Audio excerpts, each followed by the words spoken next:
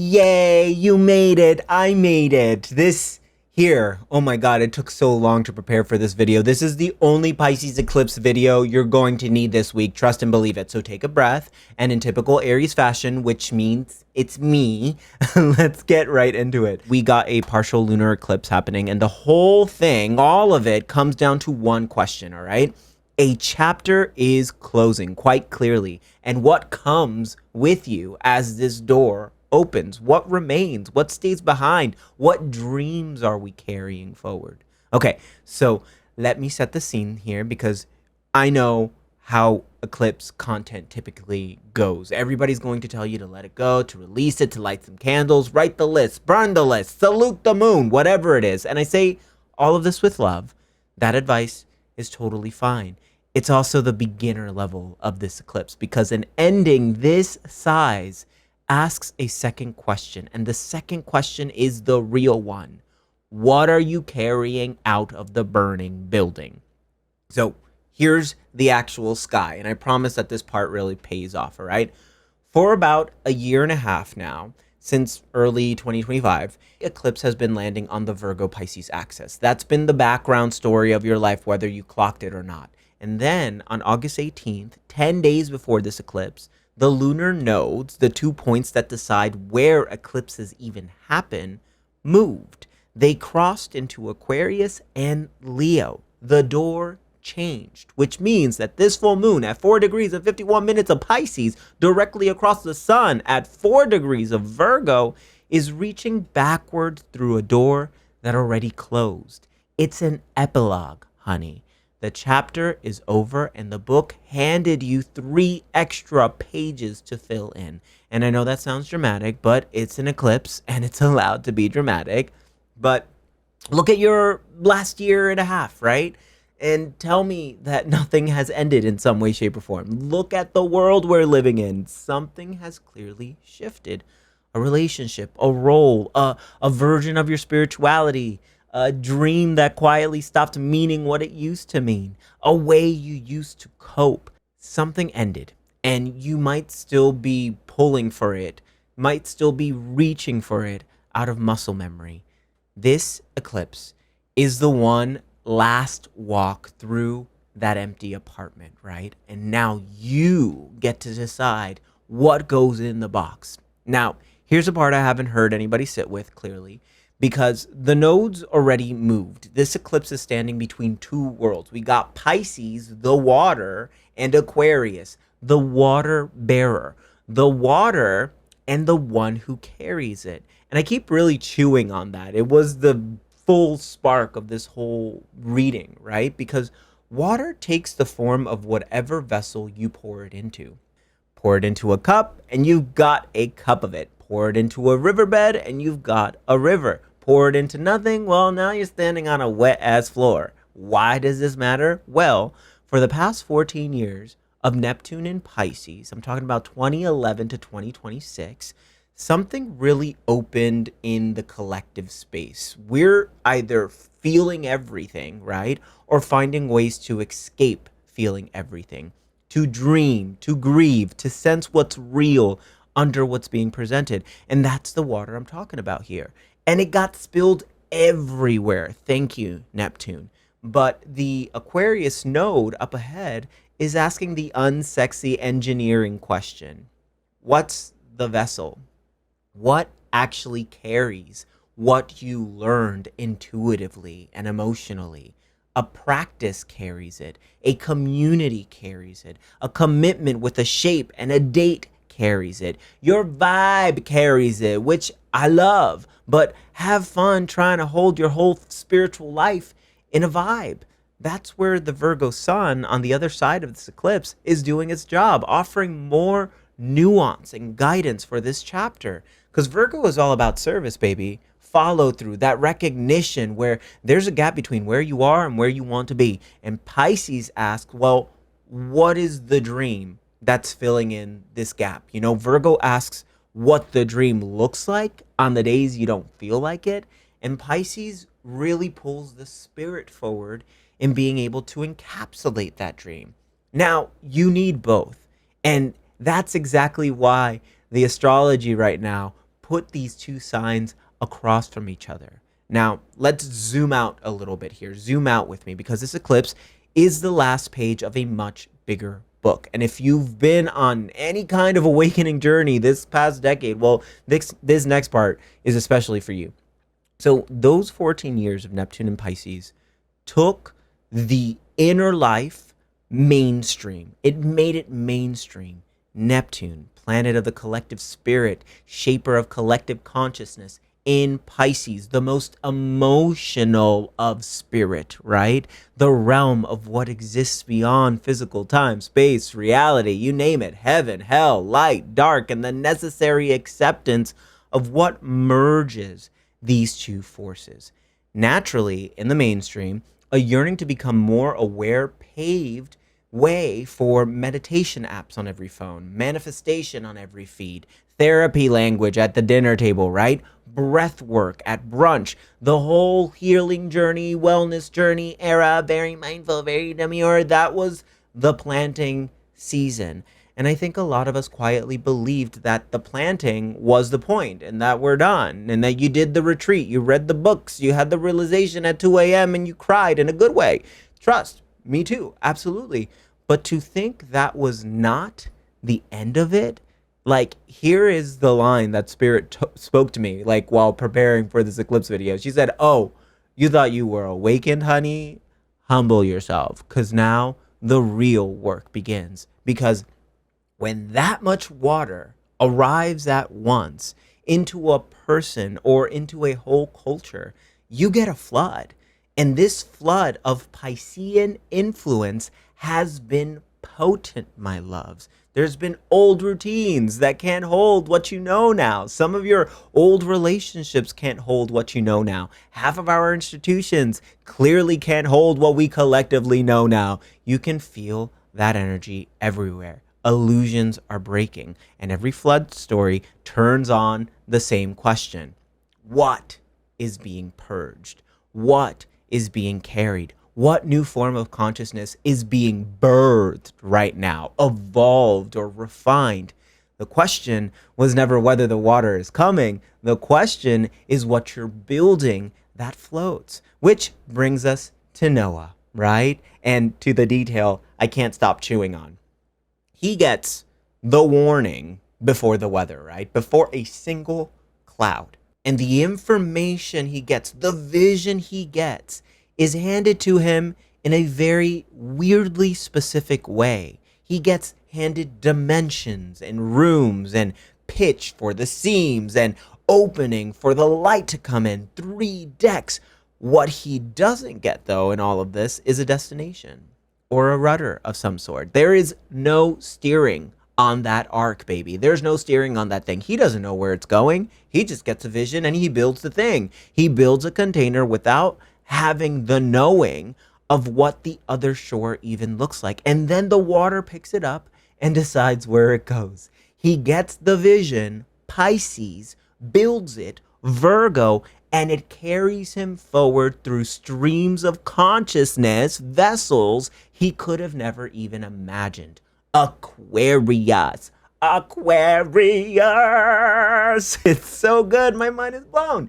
Anyways, now, there's a teacher who I love, Neville Goddard. If you don't know who he is, if you don't, look him up, get into it. Anyway, homeboy, he read this flood story and he said that the ark is our collective imagination. And he made it personal. He said, the ark is about us recognizing that I am the ark. Beautiful. And here's this whole study, the whole study that cracked open for me during this like whole lunation, right? The South Node just entered Leo, the sign of I, me, and walked into Aquarius, the North Node in Aquarius, the sign of we. So the upgrade is already riding itself. I am the ark. We are the ark. I am. We are. We are the future ancestors. We are the ones who carry the breadcrumbs of the future we are forging, the art we make together, the solutions we dream and build together, the tables we set for each other, the practices we keep when it's hard, because it's only going to get harder, baby. We need a dream to focus on, and that's what this eclipse is all about, reorienting ourselves to the dream long after we're gone from this physical realm. If you're feeling lost, don't know what you're carrying forward, well then ask, how can I best be of service? Because there's insight there. There's skills worth building there. Let go of the dream that once was and get into the dream we need to forge so that our collective spirit can live on. That's the boat I'm talking about here. That's the arc I'm seeing. And I can already hear the comments down below already saying, well, Daniel, that's gorgeous, but I am barely keeping my head above the water. And like, yeah, I know that's exactly why we are the ark. Nobody rides out the flood alone. Just show up and show up as you are, but show up. And hear me on this part. Te lo juro por Dios. The ark is not a meritocracy, right? Life does not audition for the right to be carried. Some seasons, you're the one measuring the boards and feeding everybody else. Some seasons, you're the animal below the deck, shaking in the dark, while somebody else keeps everything afloat. Both of those things are being a part of this arc. We will forever need each other. We will forever need love. And real quick, before we build anything, let me be straight with you about this and where I'm at in this work, because I refuse to teach on the top of a mountain, right? I'm in the grief part of this year myself. I'm still standing in a couple of empty apartments of my own, trust and believe it. And when the uncertainty gets loud, I catch myself reaching for one of two doors: force an answer or float above the question. Certainty or bypass. And fuck certainty and fuck bypass too, because embodiment doesn't bypass. Embodiment is hard. That's the entire point. We spent how many years exploring the spiritual self, meditating, journaling, breath work, all the things, and funny how it all just leaves at the sign of intensity, right? There's no escape from uncertainty. And that changes nothing about the need to practice faith, trust, and surrender. Key Pisces words here. It's an active force, an active muscle we're stretching here. And it's not meant to be easy sometimes. And look, no shame here. We got to get lost sometimes to find ourselves again. And trust, you will get lost again and be found. That is life.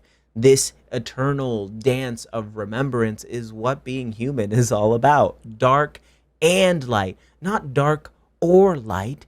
There is no separation. There is only awareness. And with this age of Aquarius, which we are in right now, the merging of these streams of consciousness are accelerating. To illustrate this point, there's a woodcut from 1921 by M.C. Escher called The Scapegoat. Now, two goats are printed here, printed in perfect crosswise symmetry. One white, one black, one upright, one inverted. Same body, completely shared.